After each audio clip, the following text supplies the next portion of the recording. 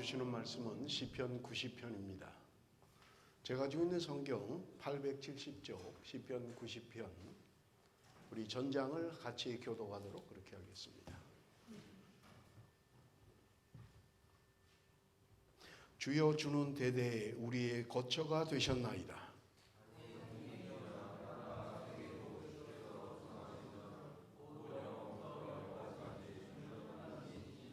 주께서 사람을 티끌로 돌아가게 하시고 말씀하시기를 너희 인생들은 돌아가라 하셨사오니,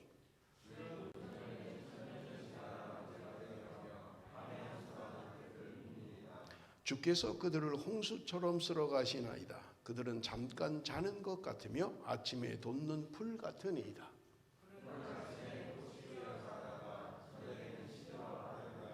우리는 주의 노예에 소멸되며 주의 분내심에 놀라나이다.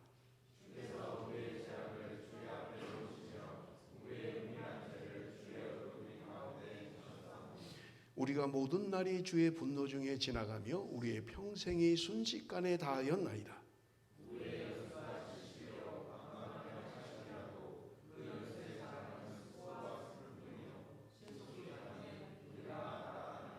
누가 주의 노여움의 능력을 알며 누가 주의 진노의 두려움을 알리이까?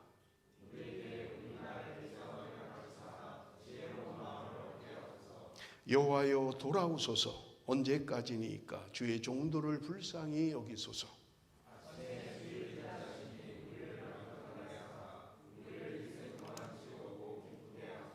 우리를 괴롭게 하신 날수대로와 우리가 화를 당한 연수대로 우리를 기쁘게 하소서.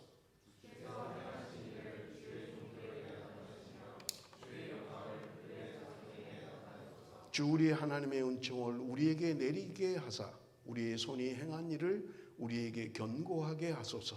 우리의 손이 행한 일을 견고하게 하소서. 아멘. 오랜만에 시편의 말씀을 우리가 함께 나눕니다. 매일 성경을 따라서 6, 7주 동안 예레미야의 말씀을 우리가 함께 은혜를 나누는데, 매일 성경 오늘 큐티 말씀이 시편 90편입니다. 여러분, 우리가 시편 그러면 시편 1편, 시편 2편 이렇게 하잖아요. 그죠? 그런데 다른 성경들은 편이라고 안 하고 장이라고 하죠. 창세기 1장, 창세기 2장. 근데 왜 유독 시편만 시편 1편, 시편 2편 그렇게 하는 것일까라고 하는 것입니다. 여러분, 다른 게 아니라 중국의 영향을 받은 거예요. 성경을 번역할 때 중국 사람들은 시문을 세는 단위를 편이라고 하는 거예요. 그래서 우리도 시편을 시편 1편, 시편 2편 그렇게 부르고 있는 것입니다. 여러분, 시편이라는 이 책의 히브리 말은 찬양들이라는 그런 의미를 가지고 있습니다. 그런가 하면 헬라어의 의미는 뭐냐면 현악기에 맞추어 부르는 노래다, 그렇게 기록하고 있는 것을 우리가 볼 수 있습니다. 그런데 영어로는 시편이 뭐예요? Book of Psalm이라고 표현을 하지요.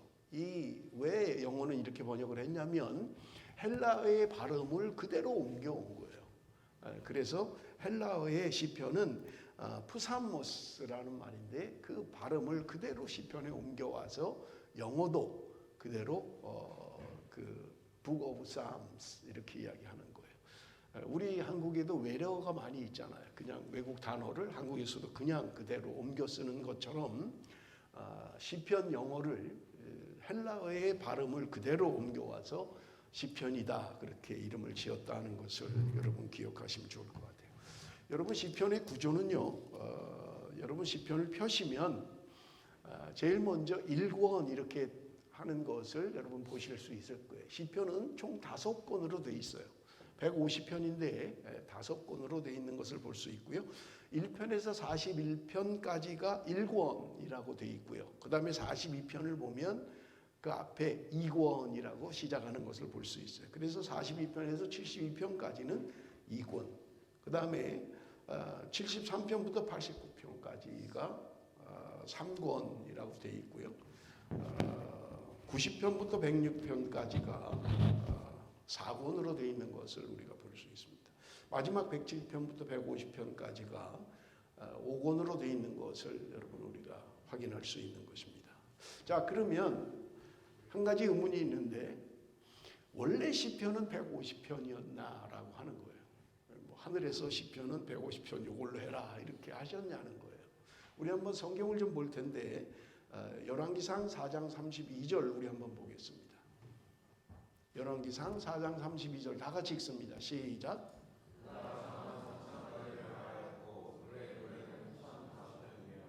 솔로몬에 대한 이야기를 하고 있는 거예요. 솔로몬이 잠언은 3,000가지를 지었다. 그리고 노래는 1,005편을 지었다는 거예요. 우리가 시편이 이제 노래거든요. 그런데 1,005편을 지었다는 거예요. 그러니까 솔로몬이 혼자 지은 시가 1,005편이라는 거예요. 그런데 우리가 가지고 있는 성경에 솔로몬이 지은 시는 2개밖에 없어요. 150편 가운데 솔로몬이 지은 건 2개밖에 없어요. 1,005개를 지었는데 그 중에 2개만 우리 시편에 들어가 있다. 여러분 그렇게 이해를 하시면 좋을 것 같아요. 여러분 시편 90편 우리가 좀 함께 나눌 텐데 여러분 그 목걸이라는 수필을 지었던 그 작가가 있죠. 모파상이라고 하는 그런 작가인데 이 사람이 죽고 나서 그 묘비에 뭐라고 써 있었냐면 이렇게 써 있었어요. 나는 모든 것을 갖고자 했지만 결국 아무것도 갖지 못했다. 모파상이라고 하는 유명한 작가가 그가 죽고 나서 묘비에 그렇게 썼다는 게 나는 모든 것을 갖기 원했는데 나는 아무것도 갖지 못했다. 그런가 하면 여러분 세르반테스라고 하는 작가는 이렇게 묘비에 기록을 했습니다. 미쳐서 살다가 정신 차리고 죽었다. 미쳐서 살았다는 거예요. 죽을 때는 정신 차렸다는. 그래도 감사하죠. 죽을 때라도 정신을 차렸으니. 여러분 하나님을 모르는 인생들은 인생이 허무한 거예요. 그런데 정작 내가 어디로 와서 어디로 가는가를 아는 사람들은 그렇게 남기지 않습니다. 여러분 그 미국 남감리회 소속의 파송 선교사가 한국에 와서 선교를 했어요. 황해도 개성에서 선교를 했는데 여자 선교사였습니다. 그녀가 25이란 나이에 급성 맹장염에 걸려서 사망을 했어요. 25에 죽은 거예요. 그런데 그가 남긴 말 중에 그가 남긴 글이 이렇습니다. 여러분 프로젝트에 뜨고 있습니다만은 그 다음을 좀 보여줬어요. 내게 줄 수 있는 1,000개의 생명이 있다면 나는 그 모두를 조선을 위해 바치겠다. 25 먹은 처녀가 선교사로 와서 죽으면서 남긴 말이에요. 나에게 1,000개의 생명이 있다면 나는 그 1,000개 모두를 조선을 위해서 바치겠다. 분명한 목적을 가지고 살아가는 거예요. 내가 어디로 와서 어디로 가는가를 알고 있는 거예요. 그랬기에 그는 이런 고백을 남겼던 것입니다. 하나님을 모르는 사람들은 고백해요. 미쳐서 살다가 정신 차리고 죽었다. 내가 어디로 와서 어디로 가는지, 내가 무엇을 해야 되는지 분명히 알고 있는 사람은 그런 인생을 살지 않는 것을 우리가 볼 수 있는 것입니다. 여러분 우리가 구약 성경 가운데 위대한 사람이라고 하면 위대한 지도자를 꼽는다면 여러분 누구를 꼽겠어요? 여러분 첫 번째로는 모세를 꼽을 수 있겠죠.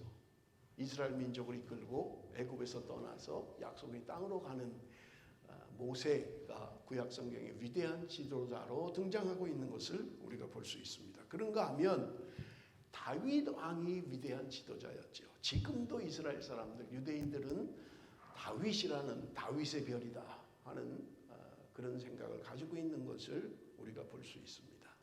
위대한 지도자들이었습니다. 그런데 모세와 다윗의 공통점이 있어요. 그게 뭐냐면 자신들이 원하는 것을 이루지 못하고 죽었다는 거예요. 자신들이 원하는 것을 이루지 못하고 죽었다는 거예요. 여러분 모세를 보십시오. 모세의 인생의 목표가 무엇이었을까요? 모세가 무엇을 위해서 살았을까요? 그는 가나안 정복을 위해서 살았던 것입니다. 약속의 땅, 하나님이 이루는 곳에 가는 것, 그것이 자신의 인생의 목적이었던 거예요. 그런데 여러분, 모세는 그 약속의 땅에 들어가지 못했습니다. 그런가 하면 다윗은요, 다윗에게 있어서 인생의 목적은 성전 건축이었습니다. 너무나 사모했어요, 그는. 그런데 하나님이 그 성전 건축을 허락하지 않으셨어요. 그렇게 소원했던 성전 건축을 그는 이루지 못했던 것입니다. 모세와 다윗, 여러분, 그들은 자신들이 꿈꾸는 인생의 비전을, 인생의 꿈을 이루지 못했던 것입니다. 그렇다면 여러분, 묻겠습니다. 모세와 다윗은 실패한 인생이었습니까? 모세와 다윗은 실패한 인생이라는 거예요. 여러분, 오늘 시편 90편 부제가 있습니다. 시편 90편에 보면 그 앞에 부제가 있어요. 뭐라고 되어 있습니까? 하나님의 사람 모세의 기도, 이렇게 되어 있어요. 시편 가운데 모세가 쓴 글이 하나 딱 들어있는 게 시편 90편이에요. 대부분 다윗이 썼는데 그 중에 하나가 딱 들어가 있는 게 다윗의 시편이라. 솔로몬 시는 2개가 들어가 있고요.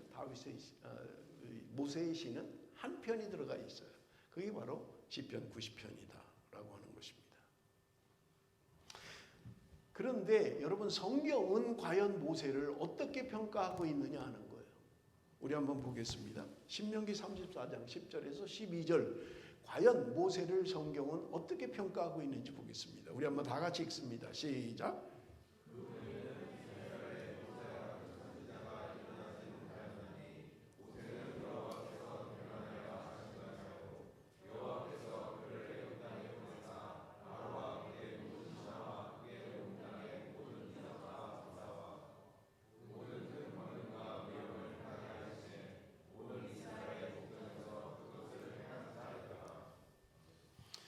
여러분, 모세를 성경은 이야기하기를 모세 이후에 모세와 같은 선지자가 남은 사람이 없다는 거예요. 참 대단한 사람이죠. 하나님을 대면하여 만난 사람이라는 거예요. 여러분, 구약 성경에는요, 하나님을 대면하면 죽는다고 생각했어요. 그런데 모세는 하나님과 대면했다. 그렇게 성경은 이야기하고 있는 거예요. 그러한 대단한 인물임에도 불구하고 그가 지금 고백하는 것이 무엇입니까? 여러분, 얼마나 인간이 연약하고 인간이 얼마나 죄악된가를 모세는 깨닫고 있는 거예요. 여러분, 우리가 읽었던 말씀 시편 90편 3절에서 6절을 봅니다. 주께서 사람을 티끌로 돌아가게 하시고 말씀하시기를 너희 인생들을 돌아가라 하셨사오니 주의 목전에는 천년이 지나간 어제 같으며 밤의 한순간 같을 뿐입니다. 주께서 그들을 홍수처럼 쓸어가시나이다. 그들은 잠깐 자는 것 같으며 아침에 돋는 풀 같으니이다. 풀은 아침에 꽃이 피어 자라다가 저녁에는 시들어 마르나이다. 어떻게 느껴지세요? 우리 인생이 덧없이 간다는 거예요. 그런데 다윗은 이 고백을 하기 전에 먼저 하나님을 찬양하고 있는 것을 우리가 볼 수 있어요.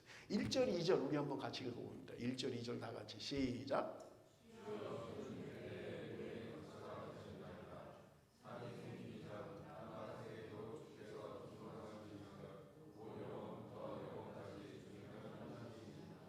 지금 모세는 하나님을 향하여 이야기합니다. 영원부터 영원까지 여호와는 하나님이십니다. 그런 위대한 고백을 한 모세가 그 다음에는 인간의 연약함, 인간의 죄악성을 선포하고 있는 것을 우리가 볼 수 있습니다. 우리 인간이 얼마나 연약한 존재인지 이야기하는 거예요. 읽었습니다마는 3절에 보니까 주께서 사람을 티끌로 돌아가게 하시고 말씀하시기를 너희 인생들은 돌아가라 하셨사오니 우리 인생이 티끌과 같다는 거예요. 티끌, 먼지 같다는 거예요.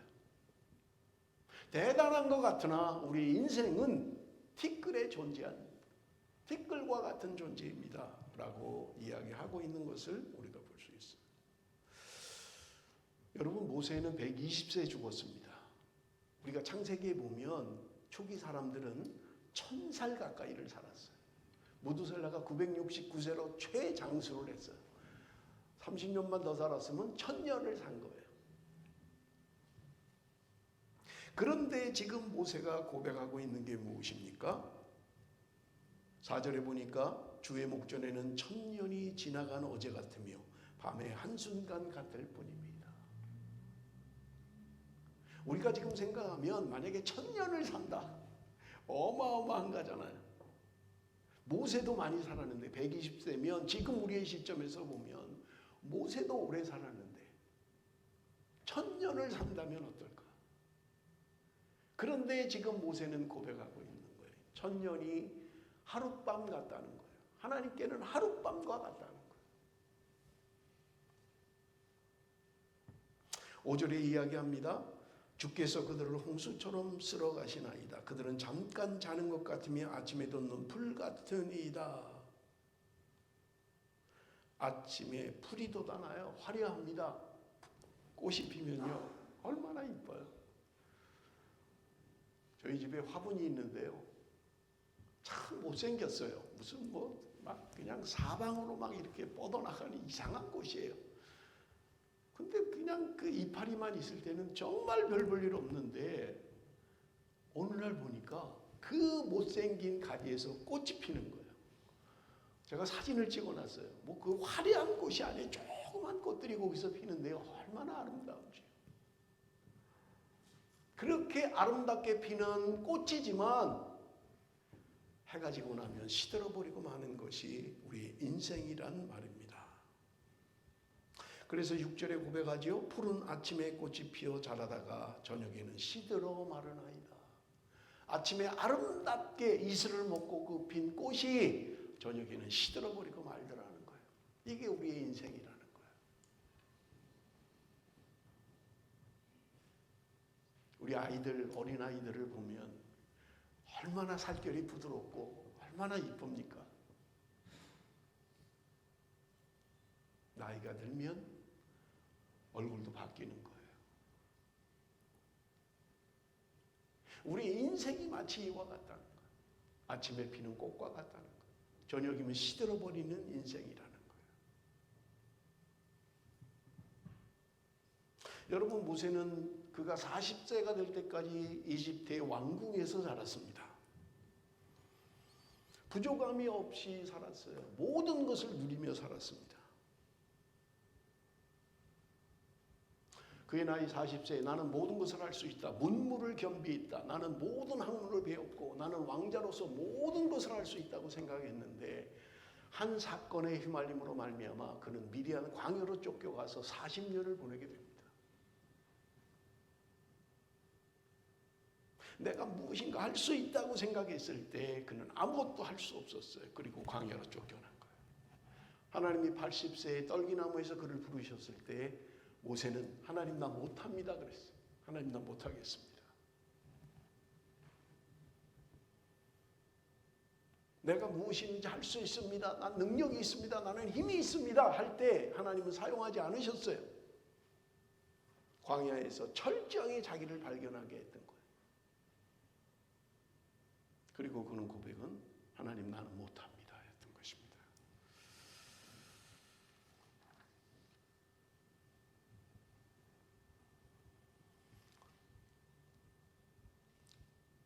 시편 90편을 통해서 모세는 우리의 인생은 한순간 같다고 고백하고 있는 거예요.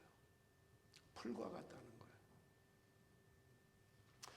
여러분 8절에서 11절 우리 한번 봅니다. 시편 90편 8절에서 11절 우리 한번 같이 읽겠습니다. 다 같이 시작.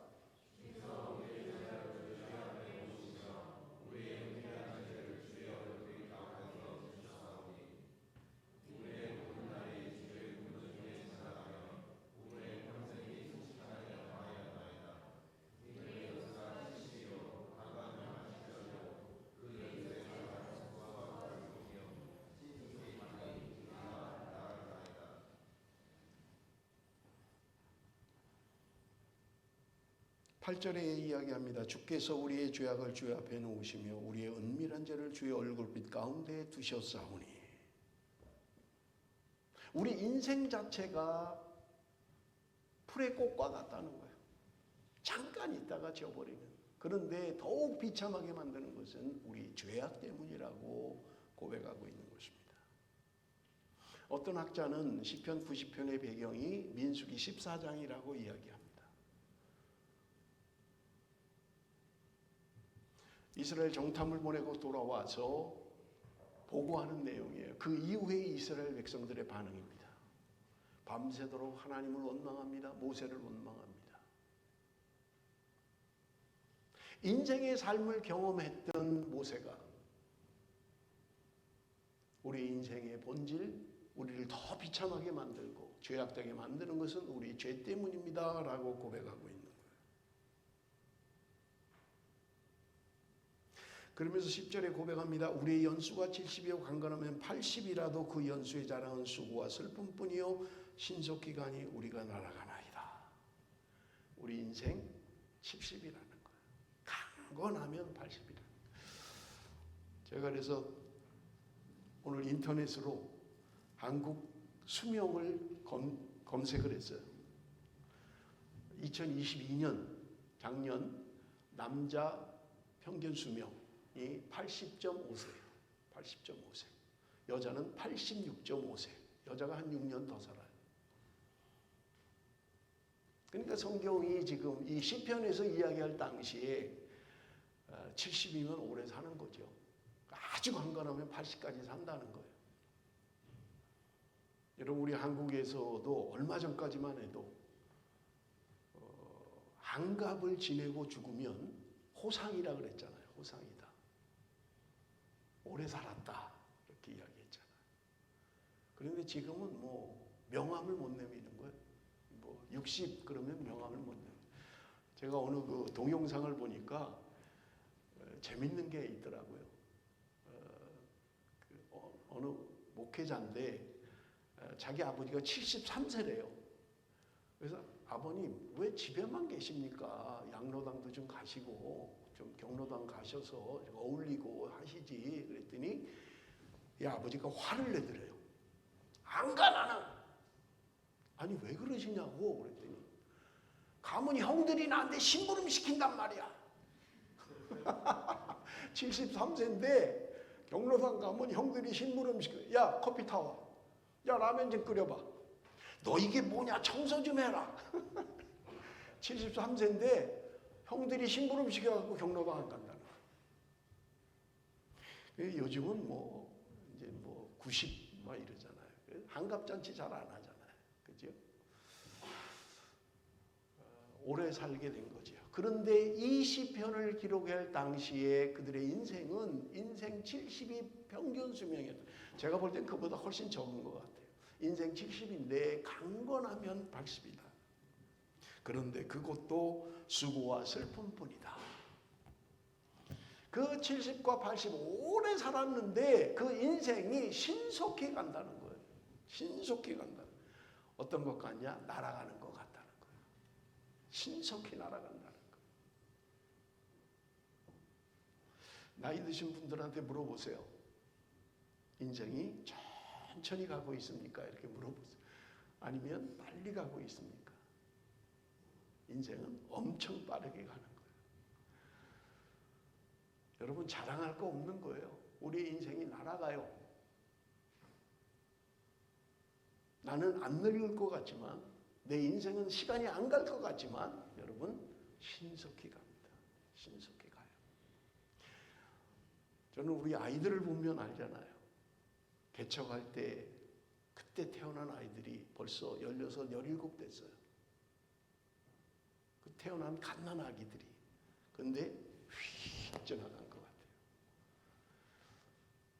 그건 저만의 인생이 아니라 우리 모두의 인생입니다. 그렇게 지나갈 거예요. 아, 난 아직 아닌데 아니에요. 금방 지나갈 것입니다.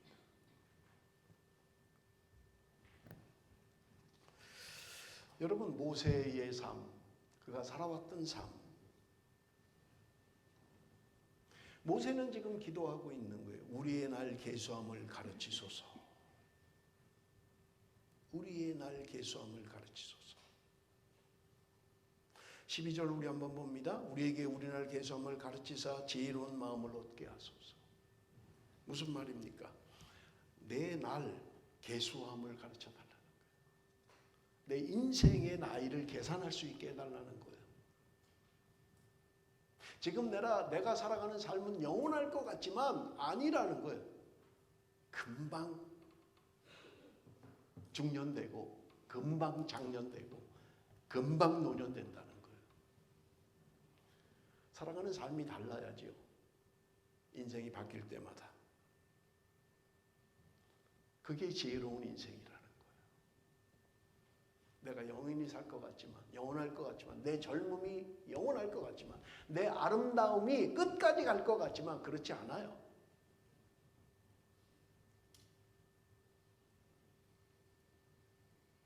내 인생을 깨달아 아는 것. 여러분은 얼마나 남으셨습니까? 나는 뭐 이제 산지 얼마 안 되는데 20대인데 그런데 금방 간다는 거예요. 확실히 알 수 있는 거는 제가 그 시간을 지나왔기 때문에 그래요. 엊그제 같은데 훌쩍 지나가 버렸어요. 베델교회를 개척할 때 엊그제 같은데 17년이 지나가 버리고 말았어요.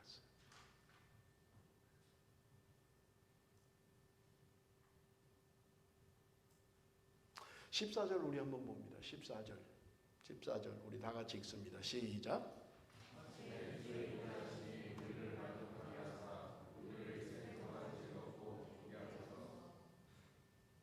1908년 영국의 맨체스터에 있는 제임스 해밀턴 박사라고 하는 분이 환자가 한 분이 찾아왔어요. 아주 헬스하게. 그리고 의사를 찾아온 거예요. 그분이 하는 말이 나는 지금 우울증에 시달리고 있습니다. 죽음의 공포에 시달리고 있습니다. 인생에 재미가 없습니다. 행복하지 않습니다. 그러니까 그 의사가 그 말을 듣고 이야기를 합니다. 당신은 매일의 삶 가운데 좀 한번 벗어나는 게 좋겠습니다. 그래서 내가 한 사람을 소개할 텐데 그분을 좀 만나보십시오. 그러면 당신 인생에 기쁨이 있을 것입니다. 즐거울 것입니다. 여러분, 당신을 웃게 만들 것입니다. 그런 거예요. 그분이 누굽니까 도대체?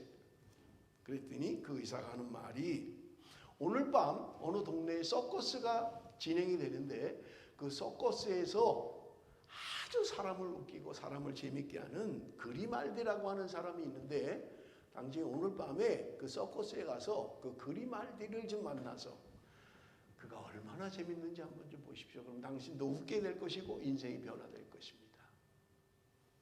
그런데 이분이 갑자기 얼굴이 어두워지더라는 거예요. 그러면서 의사한테 하는 말이 내가 그리말디입니다. 그러더라는 거예요. 무슨 말인지 아직 못 알아들으신 거예요? 반응이 없으시네. 의사한테 그렇게 얘기했는데 의사한테 내가 그 그리말디요 내가. 다른 사람을 웃기고 다른 사람을 재밌게 하는데 자신은 정작 우울증에 걸려서 죽을 것 같다는 거예요. 고통스럽다는 거예요. 그렇습니다. 여러분 우리가 살아가는 인생 가운데 우리에게 즐거움을 주는 것은 무엇입니까? 세상이 우리에게 즐거움을 줄 것 같지만 세상은 우리에게 즐거움을 주지 못하는 것입니다. 지금 모세는 그것을 깨달았던 거예요. 나를 평생에 기쁘고 즐겁게 하는 것은 재물이 아니라는 것을 깨달았던 거예요.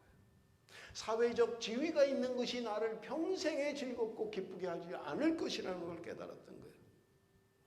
내가 목표를 정하고 성취하는 것 그것이 나에게 기쁨일 것이다. 그것도 아니라고 깨달았던 거예요. 나를 기쁘게 하고 즐겁게 하는 것은 아침에 하나님의 인자하심을 경험하는 것 그것이 바로 내 평생의 기쁨과 슬픔이라고 이야기하고 있는 것입니다. 여러분 우리가 아는 세례 요한은 광야에서 살았습니다.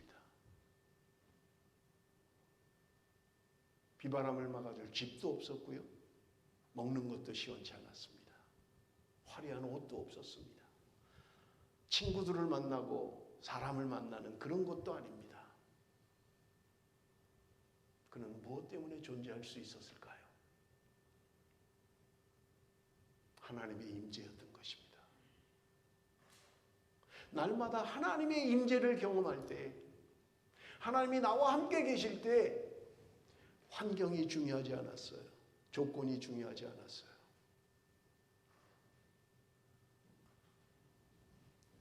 우리가 오늘 우리 인생 가운데 시간이 지나고 돌이키는 것은 바로 그것입니다.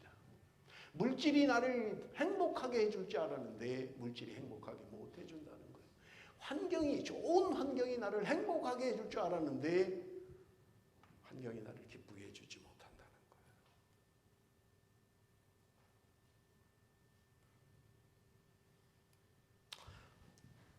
설교 초두에 질문했던 질문으로 다시 돌아갑니다. 과연 모세와 다윗의 인생은 실패한 인생이었습니까? 모세는 지금 고백하고 있는 거예요. 14절을 통해서 아침에 주의 인자하심이 우리를 만족하게 하사 우리를 일생 동안 즐겁고 기쁘게 하소서. 하나님의 임재하심이 있으면, 하나님의 인자하심이 아침에 내가 그것을 깨달을 수 있다면 나는 일생 동안 기쁘고 즐거울 것입니다. 사랑하는 성도 여러분, 무엇을 향하여 여러분은 그렇게 열심히 달려가십니까? 무엇을 향해서요? 거기에 뭔가 행복이 있고 기쁨이 있을 것 같은 신기루에 솟고 있는 것은 아닙니까? 오늘 하루하루 하나님의 임재 속에 살아가는 것, 하나님의 임재하심을 경험하는 것, 그래서 내가 눈뜨고 살아가는 하루하루의 삶이 힘들고 어렵다 할지라도 내가 기쁘고 즐거울 수 있는 것은 하나님의 임재 속에 있기 때문에 그렇습니다. 사랑하는 성도 여러분, 하나님은 오늘 우리가 모세의 기도처럼, 모세의 고백처럼 날마다 하루하루의 삶을 주님의 임재 속에, 함께하심 속에, 인자하심 속에 살기를 원하시는 것입니다. 그렇다면 나는 기쁠 것입니다. 나는 즐거울 것입니다. 비록 내 손에 쥔 거 없지만, 비록 내가 가진 거 없지만, 비록 나에게 화려한 것 없지만, 내가 이룰 꿈이 사라져 버렸지만 하나님으로 인하여 기뻐할 것입니다. 사랑하는 성도 여러분, 날마다 순간순간마다 하나님의 임재를 경험하고 있습니까? 하나님이 나와 함께 계심을 경험하고 있습니까? 말씀을 맺겠습니다. 어거스틴은 이렇게 고백했습니다. 주님 안에서 안식을 발견하기까지 우리의 마음은 평안을 누릴 수 없습니다. 주님 안에 안식을 발견하기까지 우리의 마음은 평안을 누릴 수 없다는 것. 우리가 주님 안에서 안식을 누려야만 합니다. 비록 내가 원하는 대로 잘 되지 않는다 할지라도 너무 낙심하지 마세요. 내가 기대하는 대로 뭔가 잘 안 된다 할지라도 너무 낙심하지 마십시오. 그러나 여러분, 기도해야 할 것이 있고 기억해야 할 것이 있습니다. 나는 하나님의 임재 안에 있는가 하는 거예요.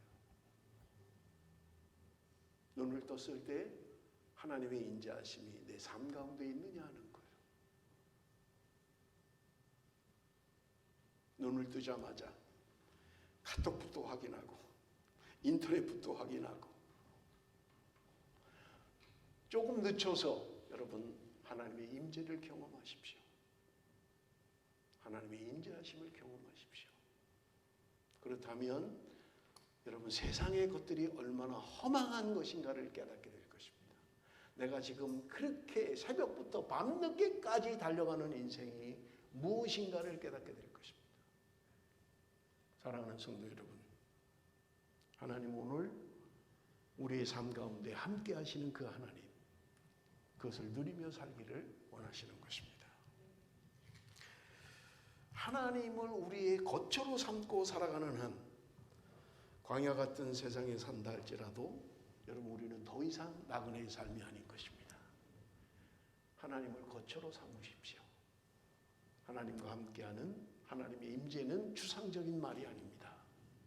내 삶 가운데 내가 하나님을 느끼는 것입니다. 하나님이 나와 함께 계시는 것은 여러분 단지 캐치플레이즈가 아닙니다. 고백이 아닙니다. 내 삶이 하나님과 함께하는 삶을 사느냐 하는 거예요. 그럴 때 우리는 기쁘고 즐거울 수 있다는 분명한 사실인 것입니다. 기도하겠습니다.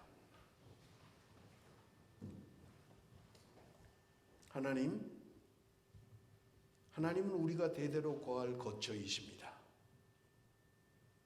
영원하신 하나님이 나와 우리 가정과 직장, 이 세계와 만물이 주인이심을 고백합니다. 영원부터 영원까지 주는 하나님이심을 고백합니다.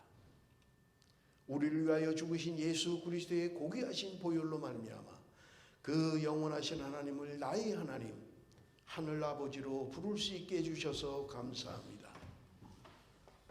그 하나님을 마음을 다하며 목숨을 다하며 힘을 다하며 뜻을 다하여 사랑하고 또한 하나님이 함께 더불어 살아가게 하시는 이웃을 사랑하는 자로 살게 하여 주옵소서. 그 영원하신 하나님 앞에서 유한한 인생을 살아가는 우리가 남은 날을 계수할 줄 아는 참 지혜자로 살게 하여 주옵소서. 이 아침에 예수 보혈의 사랑으로 우리를 만족해 하사 온종일 기쁨과 즐거움으로 충만한 하루가 되게 하여 주옵소서. 예수님의 이름으로 기도드리옵나이다. 아멘.